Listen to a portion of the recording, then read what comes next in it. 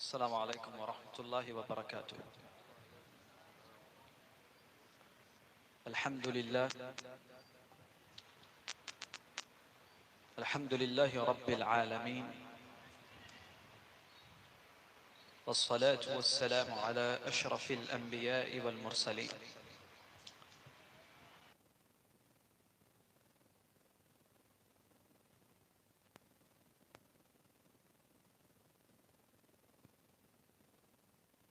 یا رحمن الرحیم، وإنك لعلى خلق عظیم۔ آمنت بالله، صدق اللہ العظیم، وصدق رسوله الأمين، ونحن على ذلك لمن الشاهدين والشاكرين، والحمد لله رب العالمين۔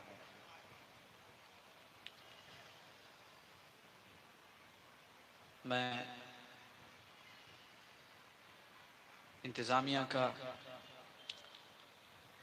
اور خاص طور سے ان نوجوانوں کا شکریہ ادا کرنا چاہتا ہوں جنہوں نے مجھے اس مبارک محفل میں مدعو کیا، اور جن کی کاوشوں کی بدولت اس محفل کا انعقاد ہو سکا۔ اسٹیج پر رونق افروز علماء کرام اور شعراء اعظام اور تمام حاضرین محفل، اب تمام کا بھی شکریہ ادا کرتا ہوں، کیونکہ اس طرح کی محفل آپ لوگوں کی تعاون سے ہی کامیاب ہوتی ہے۔ مجھ سے قبل آپ نے مولانا ابو شہمہ صاحب کی پرجوش اور انتہائی خوبصورت تقریر سماعت کی، اور اس کے بعد سید صاحب قبلہ اپنی خوبصورت آواز سے آپ لوگوں کو محظوظ کر رہے تھے۔ میں یہاں کسی خطیب کی حیثیت سے نہیں آیا، بس یوں سمجھیں کہ مجھ سے پہلے مولانا ابو شہمہ صاحب نے تقریر کی، اور میرے بعد حضرت مولانا عاشق حسین صاحب بھی تقریر کریں گے۔ سابق کے لیے تشکر کے، اور جو قادم ہے اس کے استقبال کے لیے میں یہاں کھڑا ہوں۔ میرے کلمات کو بس مولانا کی تقریر کا مقدمہ سمجھیں اور اس کو تمہید سمجھیں، اور انتہائی مختصر وقت میں اپنی بات مکمل کر کے آپ سے رخصت لوں گا۔ گفت و شنید کا سلسلہ شروع کرنے سے قبل انتہائی ادب اور احترام کے ساتھ بارگاہ رسالت مآب کے درود و سلام کا نذرانِ عقیدت پیش کریں۔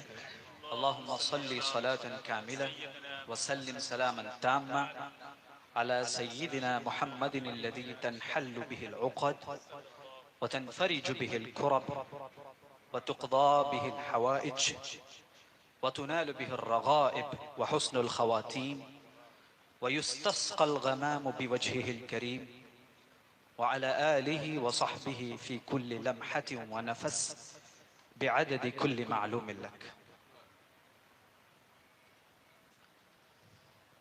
اللہ تبارک و تعالی نے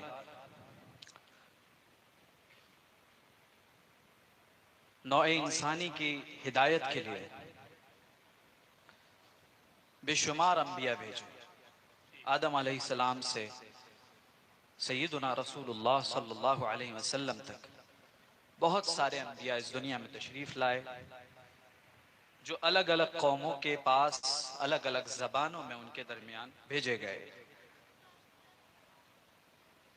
اللہ تبارک و تعالی نے ان تمام انبیاء کو مختلف معجزات سے نوازا،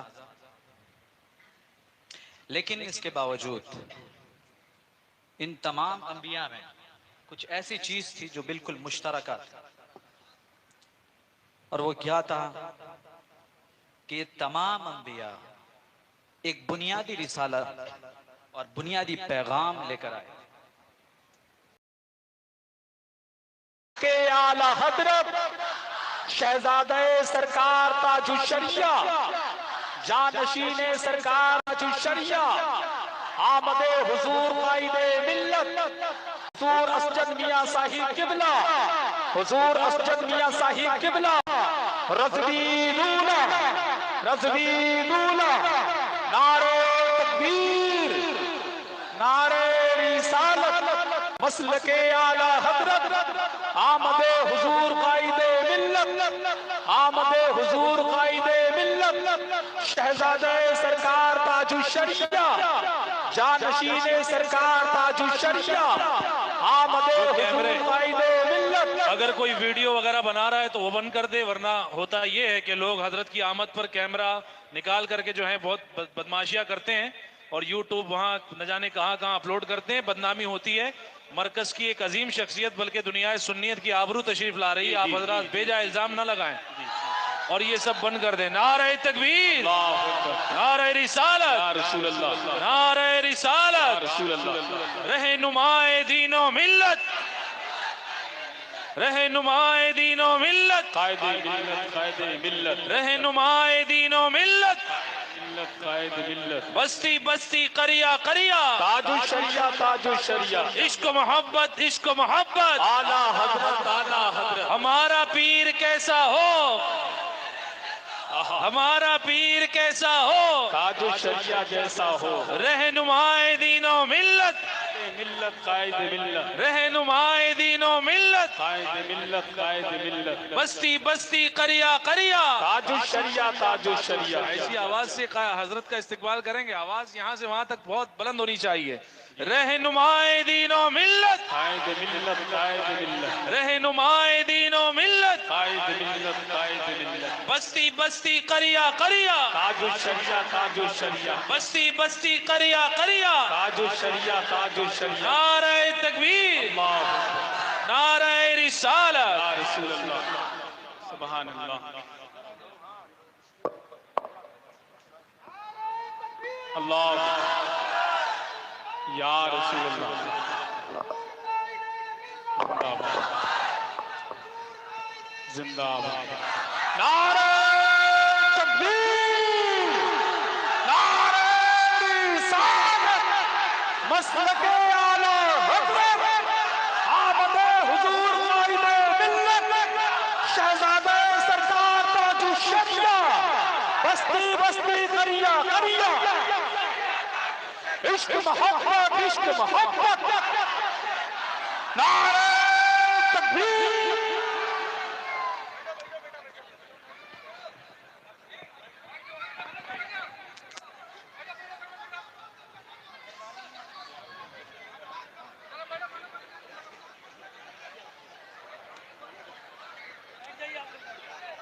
آپ لوگ بیٹھ جائیے اور بالکل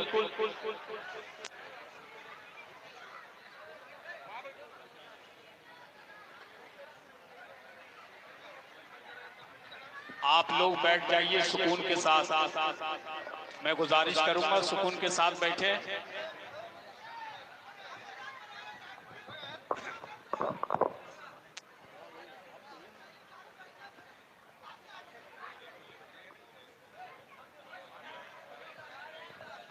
یہاں سے آپ لوگ بھی بیٹھ جاتے ہیں، یہاں بیٹھ جائیے بیٹھ جائیے بیٹھ جائیے، ادب کا معاملہ ہے، بیٹھ جائیے آپ حضرات، بیٹھ جائیں بیٹھ جائیں۔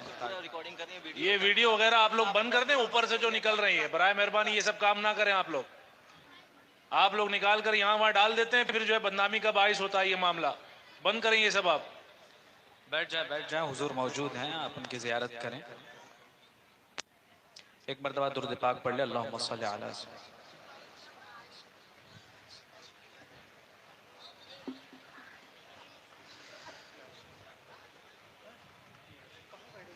میں یہ عرض کر رہا تھا،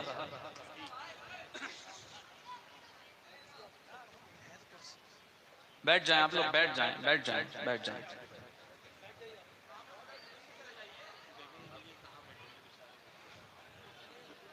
ایک مرتبہ اور درود پاک پڑھ لیں، اللہم صلی علی سیدنا۔ میں یہ عرض کر رہا تھا کہ اللہ تبارک و تعالی نے ان تمام انبیاء کے درمیان جو چیز مشترک عطا کی ہے وہ یہ کہ یہ تمام انبیاء اس دنیا میں جب آئے تو وہ ایک بنیادی پیغام لے کر آئے، اور وہ پیغام یہ تھا کہ اس کائنات کو پیدا کرنے والا کوئی ہے، کوئی ذات ہے جو یہ کائنات چلا رہی ہے، جس نے اس کائنات کی رچنا کی، جو اس کا خالق و مالک ہے، جس کی قدرت میں ہی جلانا اور مارنا ہے، ہر خیر اور شر اسی کی جانب سے ہے۔ اس چیز کو ایمانیات میں شمار کیا جاتا ہے، اور یہ ایمانیات یاد رکھیں کہ اس میں کسی قسم کی تبدیلی نہیں آ سکتی۔ یعنی آدم علیہ السلام سے لے کر حضور صلی اللہ علیہ وسلم تک یہ جتنے بھی انبیاء آئے ہیں، ان کے اس پیغام میں کسی قسم کی تبدیلی نہیں ہے۔ ایمانیات ایک ایسی چیز ہے جس میں کسی قسم کی تبدیلی نہیں ہو سکتی۔ وہی ایک دوسری چیز ہے جس کو اخلاق کہتے ہیں۔ یہ اخلاق ایک ایسی چیز ہے کہ اللہ تبارک و تعالی نے اس کو بھی مستحکم کیا ہے۔ آدم علیہ السلام سے لے کر قیامت تک جتنے بھی انسان آئیں گے، ان سب کے لیے اخلاق ایک ہی ہوگا، اس میں تبدیلی نہیں ہو سکتی۔ مثال کے طور پر سچ بولنا یہ ایک اچھی چیز ہے، جھوٹ بولنا بری چیز ہے، انصاف کرنا اچھی چیز ہے، عدل کرنا اچھی چیز ہے، کسی پر ظلم کرنا بری چیز ہے۔ یہ جتنی بھی چیزیں ہیں یہ بالکل مسلم، ان میں کسی قسم کی تبدیلی نہیں آ سکتی۔ کوئی ایسا دور نہیں گزرا جس میں ایمانیات میں کسی قسم کی تبدیلی آئی ہو یا اخلاق میں کسی قسم کی تبدیلی آئی ہو۔ کوئی ایسا دور نہیں گزرا جس میں ایسا ہو کہ اللہ تبارک و تعالی نے معاذ اللہ یہ اجازت دی ہو کہ تم دو خدا کی پرستش کرو یا دو خالق کو مان سکتے۔ یہ بالکل مسلم ہے کہ ایک خدا ہے اور اسی کی پرستش ہونی۔ سچ ایک اچھی چیز ہے، انصاف ایک اچھی چیز ہے۔ کسی بھی دور میں ایسا دور نہیں گزرا، ایسا وقت نہیں گزرا جس میں یہ کہا جائے کہ انصاف ایک بری چیز ہے اور ظلم ایک اچھی چیز ہے۔ اسی لیے علماء فرماتے ہیں تغییر اور تبدیل کے اعتبار سے اسلام کی تین قسمیں ہیں۔ ایک ایمانیات، دوسرا اخلاق، یہ دونوں ایسی چیز ہیں جس میں کسی قسم کی تبدیلی نہیں آ سکتی، اور تیسری چیز ہے جس کو احکام کہتے ہیں۔ جتنی بھی تبدیلیاں آتی ہیں یاد رکھیں، انبیاء جتنے بھی شریعت لے کے آتے ہیں صرف ان احکام میں اس میں تبدیلیاں ہوتی ہیں زمانے کے اعتبار سے، اور باقی یہ جو بنیادی دو چیز ہے ان دو چیزوں میں کوئی تبدیلی نہیں آ سکتی۔ اللہ تبارک و تعالی نے اپنے انبیاء کو بھی جو مقام دیا ہے ان میں سے بعض انبیاء کو بعض پر فوقیت دی، بعض کو دوسروں پر فضیلت حاصل ہے۔ ان میں کچھ ایسے ہیں جو اولو العزم کہلاتے ہیں، اور اس میں بھی ایک ایسے نبی کو بھیجا کہ جس پر نبوت کا دروازہ بند کر دیا، اور اس پر اس کے اخلاق کو اس طرح مزین کیا، اس کے اخلاق کو اس طرح سنوارا کہ قرآن میں اس کے اخلاق عالیہ کے اوپر اللہ تبارک و تعالی نے مہر لگا دی اور کہا وَإِنَّكَ لَعَلَى خُلُقٍ عَظِيمٍ، اے محبوب آپ اخلاق عالیہ کے مالک ہیں۔ تو وہ نبی جس کے اخلاق کی اللہ تبارک و تعالی قرآن میں تعریف کر رہا ہے، اللہ تبارک و تعالی نے اس کے صرف اخلاق کی تعریف نہیں کی، لیکن دوسری جانب آپ دیکھیں کہ اس نبی کو اللہ تبارک و تعالی نے بہت بڑی منزلوں سے نوازا، بلکہ منازل کی جو منتہا ہے اس منتہا پر اسے فائز کیا۔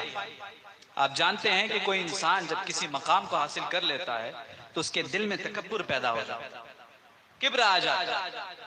کوئی تھوڑا سا مقام حاصل نہیں ہوا اسے کہ وہ آسمان میں اڑنے لگتا ہے، اس کا لہجہ بدل جاتا ہے۔ لیکن آپ دیکھیں کہ رسول اللہ صلی اللہ علیہ وسلم جس کو اللہ تبارک و تعالی نے اتنا بڑا مقام دیا کہ اس کے آگے کوئی مقام ہی نہیں ہے، کیا اس نبی کے اندر بھی کسی قسم کا تکبر ہے؟ تو اللہ تبارک و تعالی اس کے رد کے لیے دوسری جانب ارشاد فرماتا ہے وَإِنَّكَ لَعَلَىٰ خُلُقٍ عَظِيمٍ، کہ محبوب آپ اخلاق عالیہ کے، آپ عظیم اخلاق کے مالک ہیں. اور یاد رکھو جس بندے کے اندر اخلاق عظیم اخلاق ہوتے ہیں وہ بندہ کبھی تکبر نہیں کرتا. یہی وجہ ہے کہ آپ دیکھتے ہیں کہ جس آدمی کے اندر آپ حسن اخلاق پاتے ہیں، جتنا زیادہ حسن اخلاق پاتے ہیں وہ آدمی اتنا ہی زیادہ متواضع ہوتا ہے. اور حضور صلی اللہ علیہ وسلم کے تواضع کا عالم، جس نبی کو اللہ تبارک و تعالیٰ نے سب سے بڑے اخلاق سے نوازا، اخلاق عظیمہ سے نوازا، آپ ان کے تواضع کا اندازہ لگا سکتے ہیں؟ آؤ میں آپ کو بتاتا ہوں. امام طبرانی معجم کبیر میں سیدنا عبداللہ بن عباس سے ایک حدیث نقل کرتے ہیں. عبداللہ بن عباس رضی اللہ تعالی عنہ ارشاد فرماتے ہیں کان رسول اللہ صلی اللہ علیہ وسلم یجلس علی الارض. کائنات کا مالک اللہ تبارک و تعالی نے دو جہاں کی نعمتیں اسے نوازی ہیں، لیکن عبداللہ بن عباس فرماتے ہیں کہ جب وہ نبی بیٹھتا ہے تو زمین پہ بیٹھتا ہے. جب وہ نبی بیٹھتا ہے تو زمین پہ بیٹھتا ہے. اس کے لیے تخت نہیں بچھائے جاتے، اس کے لیے سونے اور چاندی کے تخت نہیں بٹھائے جاتے. وہ نبی جب بیٹھتا ہے تو زمین پہ بیٹھتا ہے. یأکل علی الارض، کھانا بھی کھاتا ہے تو زمین پہ کھاتا ہے. یعتقل الشاہ، فرماتے ہیں کہ کوئی اور ان کے سامنے اگر آ جائے اور کہے یا رسول اللہ لائیں میں آپ کی بکری باندھ دوں، تو میرا نبی ایسا ہے جو کہتا ہے نہیں تمہیں باندھنے کی ضرورت نہیں ہے، میں اپنی بکری خود باندھ دوں گا. شہنشاہ دو عالم، اور اس کا تواضع یہ کہ وہ اپنی بکریاں باندھ رہا ہے، اپنی بکریاں چرا رہا ہے، زمین پہ بیٹھ رہا ہے، زمین پر بیٹھ کر کھانا کھا رہا ہے. آگے جو لفظ حضرت عبداللہ بن عباس ارشاد فرماتے ہیں، یہ کلمات خدا کی قسم پتھر کو اگر جان بخش دی جائے یا یوں کہہ لے کہ پتھر بھی پگھل جائے، جو کلمات حضرت عبداللہ بن عباس نے کہے ہیں حضور صلی اللہ علیہ وسلم کے لیے، وہ فرماتے ہیں یجیب دعوت المملوک علی خبز الشعیر، کہ میرے نبی کے اخلاق کا عالم یہ ہے اور تواضع کا عالم یہ ہے کہ جب کوئی غلام، جب کوئی خادم دوسروں کی چپلیں اٹھانے والا میرے نبی کو اگر دعوت دیتا ہے، وہ بھی صرف جو کی روٹی کی دعوت دیتا ہے، تو میرا نبی اسے قبول کرتا ہے. آپ اندازہ کریں کیا تواضع ہے. اور اپنی گریبان میں جھانکیں، ہمارا کیا ماحول ہے. آج ہمارے یہاں اگر کہیں کوئی دال گوشت کی دعوت ہو جاتی ہے تو اگلے دن ہم اسے ننگا کر دیتے ہیں. ہم کہتے ہیں وہ تو بخیل ہے، کنجوس آدمی ہے. لیکن نبی صلی اللہ علیہ وسلم کا اخلاق، آپ کا تواضع، ایک غریب شخص کے لیے اتنا تواضع جس کے پاس کوئی مال و دولت نہیں، لیکن اسے حسرت ہے کہ امام الانبیاء کی میں بھی خدمت کروں، میں بھی ان کی ضیافت کروں، تو وہ آپ کو جو کی روٹی کی دعوت دیتا ہے تو نبی صلی اللہ علیہ وسلم اس کی دعوت کو قبول کرتے ہیں. افسوس کی بات یہ ہے کہ عوام تو عوام، آج خواص بھی ایسے ہیں جو امیروں کے بن کے رہ گئے ہیں. لیکن ہمارا اور آپ کا نبی پہلے غریبوں کو دیکھتا ہے. وہ دیکھتا ہے کہ ایک غلام، ایک خادم جو دوسروں کی جوتیاں سیدھی کرتا ہے، مجھے اس سے فرق نہیں پڑتا، میرا محب ہے، مجھ سے محبت کرتا ہے، مجھ پر ایمان لاتا ہے، میرے اوپر لازم ہے کہ وہ جب مجھے بلائے تو وہ بڑی دعوت مجھے نہ دے، بلکہ اگر جو کی روٹی کی بھی دعوت دو تو میں اسے قبول کروں. یہ ہے نبی کا اخلاق، یہ ہے میرے نبی کا تواضع. میرے عزیزوں اور دوستوں، مخلوق کے لیے آپ نے اپنے آپ کو اس طرح سپرد کر دیا کہ امام بخاری اپنی صحیح کے اندر حدیث نقل کرتے ہیں. حضرت انس بن مالک رضی اللہ تعالی عنہ اس حدیث کے راوی، آپ فرماتے ہیں اقیمت الصلاة ورجل يناجي رسول الله صلى الله عليه وسلم فما زال يناجيه حتى نام اصحابه. آپ فرماتے ہیں کہ ایک مرتبہ کیا ہوا کہ لوگ عشاء کی نماز پڑھنے کے لیے جمع ہوا، اور ایک کنارے پر ایک شخص آیا اور حضور صلی اللہ علیہ وسلم سے گفتگو کرنے لگا، بات کرنے لگا اور اپنی باتیں بتانے لگا. حضور صلی اللہ علیہ وسلم اسے بالکل یوں کر کے سن رہے، اس کی ساری باتوں کو سن رہے.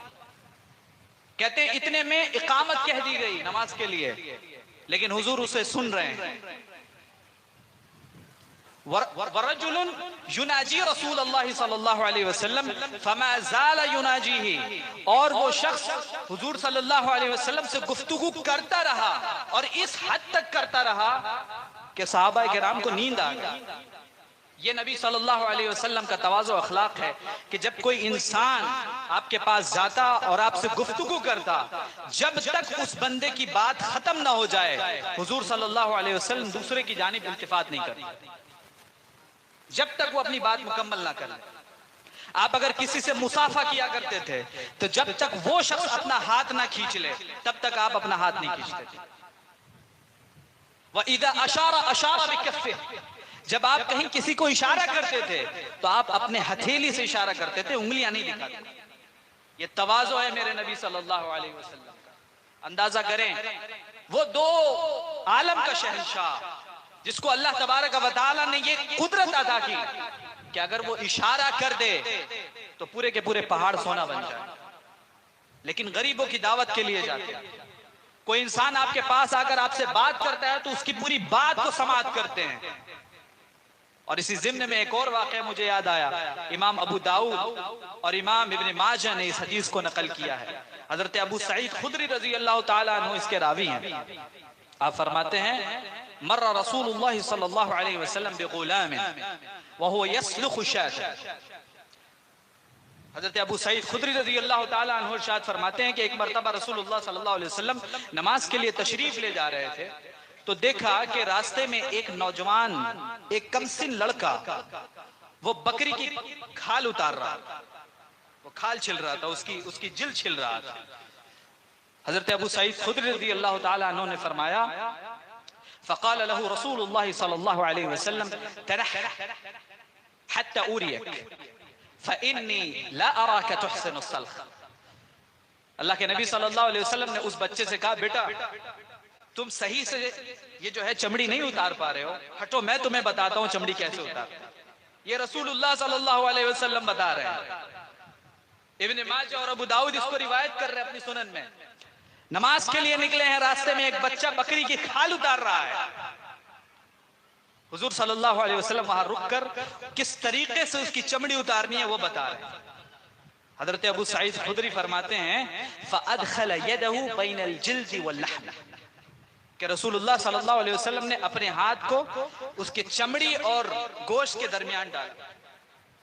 فَأَدْخَلَ يَدَهُ بَيْنَ الْجِلْدِ وَاللَّحْمِ فَدَحَسَ بِهَا حتی توارت الی الابط. فرماتے ہیں کہ جب آپ نے ہاتھ ڈالا تو پورا کے پورا ہاتھ یہاں تک پورا ہاتھ اس بکری کے چمڑی کے اندر چلا گیا. تو جب آپ دیکھتے ہیں بنارس کے اندر جب لوگ ذبح کرتے ہیں بقرعید میں تو آپ دیکھتے ہیں ان کے چمڑی اتارنے کا طریقہ یہی ہوتا ہے. تو یہ جو طریقہ ہم نے کیا ہے ماشاءاللہ، یہ طریقہ اللہ کے نبی صلی اللہ علیہ وسلم نے ہمیں سکھایا. اس طریقے سے اللہ کے نبی صلی اللہ علیہ وسلم نے کہا، جب آپ نے اس طریقے سے چمڑی اتاری اور اس کے بعد کہا یا غلام ہکذا فصلخ، اے بچے جیسے میں نے ابھی کیا ہے اس طریقے سے ہی تم بھی کرو. اور اس کے بعد آپ جاتے ہیں اور نماز ادا کرتے ہیں. یہ چھوٹی چھوٹی چیزیں آپ دیکھتے ہیں کہ مخلوق کی جانب اپنے آپ کو کس طریقے سے سپرد کر دیا تھا اللہ کے نبی صلی اللہ علیہ وسلم. ہمیں ان کی ان ساری چیزوں کو سمجھنا چاہیے اور اپنی زندگی میں لائے عمل میں اسے لینا چاہیے، اسے جامع عمل پہنانا چاہیے. یہی وجہ ہے کہ جب اخلاق کی تعریف کی اللہ تبارک و تعالیٰ نے قرآن میں تو ہم سے کہا لَقَدْ كَانَ لَكُمْ فِي رَسُولِ اللَّهِ أُسْوَةٌ حَسَنَةٌ، کہ یہ میرا نبی جس کو میں نے تمہارے درمیان بھیجا ہے یہ سب سے بہترین نمونہ ہے. اس نمونے کی پیروی کرو، اس نبی کی پیروی کرو. اسی لیے اعلیٰ حضرت فرماتے ہیں انہیں جانا انہیں مانا نہ رکھا غیر سے کام، للہ الحمد میں دنیا سے مسلمان گیا. تو میرے عزیز اور دوستو وہ ایسے نمونہ ہے کہ جن کی اتباع کے بعد کسی کی اتباع کی ضرورت نہیں پڑتی. میرا نبی ہر جامع کمالات ہے. میرے عزیز اور دوستو اس پیارے نبی کے کردار کو اپنی زندگی میں اتارو، اپنی زندگیاں بدلو.